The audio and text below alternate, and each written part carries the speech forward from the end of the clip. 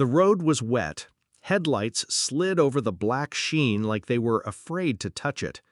I kept my hands at 10 and 2, jaw locked. She was somewhere ahead in her own car, claiming she had errands before the party. I didn't argue. 3 years of marriage had taught me the cost of asking why. From the back seat, my son leaned forward. I could hear his small breath against my ear before I felt the paper slip into my hand. "Dad," he whispered, voice as fragile as glass. "Mom doesn't know I found this." It was folded twice, soft from being handled. My fingers didn't open it immediately. Not yet.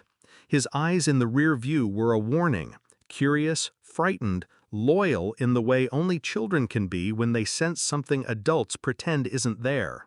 I slid the paper into my jacket pocket without looking, because in that moment I already knew whatever was written inside would not be something I could unread. The party was in 2 hours. Laughter, champagne, the hollow cheer of her parents' anniversary. It was all waiting for us, like an elaborate stage. But my mind was fixed on the heat of that folded paper in my pocket. At a red light, I opened it. Not words, a receipt. One line stood out like a splinter under skin. Hotel, 2 guests, Suite 4B. The date was 3 weeks ago. The time? Same evening she'd told me her office needed her late. My son didn't speak again, but I felt him watching me. He didn't understand entirely, but he understood enough. I folded it back with care. My pulse was steady, but there was a ringing in my head, like a thin wire pulled too tight. I thought about her separate car, about how easily she'd suggested it this morning, how naturally the lie must have formed in her mouth. The betrayal didn't feel like a stab. It felt like the slow, cold seep of water under a locked door, silent but inevitable. I didn't confront her at the party. I didn't even speak more than was necessary. Instead, I watched.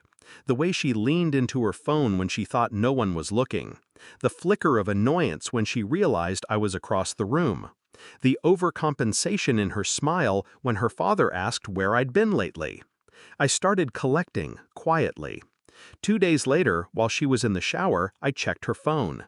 Not messages, she was too careful for that. But photos? People forget to clear the gallery's trash folder. There he was.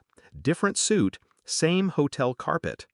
I booked an online DNA test kit for myself and my son, not because I doubted he was mine, but because once you start questioning one truth, you have to test them all. The results came a week later. He was mine. The relief was sharp, almost painful. That same day, I went further. Phone records, bank statements, the overlapping dates that told me this wasn't a mistake or a one-time lapse. It was a second life she'd been living, and I was the stranger paying for it. The last piece arrived in my inbox, security camera stills from a private investigator I'd hired. Her. Him, walking into the hotel, walking out 2 hours later. No shame, no hesitation. I printed one photo, just one, and placed it in a plain envelope.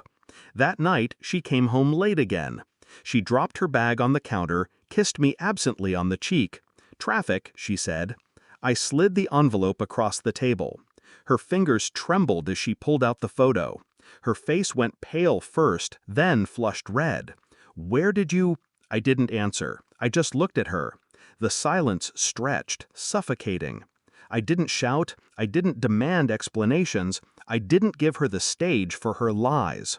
"I'll take full custody," I said, voice low. "You'll agree to it, or this picture goes to every guest at your parents' anniversary party." Her eyes widened. She tried to speak, but the words died in her throat. She saw it, how calm I was, how certain. "You won't see him without my permission," I continued, "and you will not contest it." Her hands gripped the edge of the table. Her breath came shallow, ragged. "You planned this," she said finally, like it was the worst thing she could accuse me of.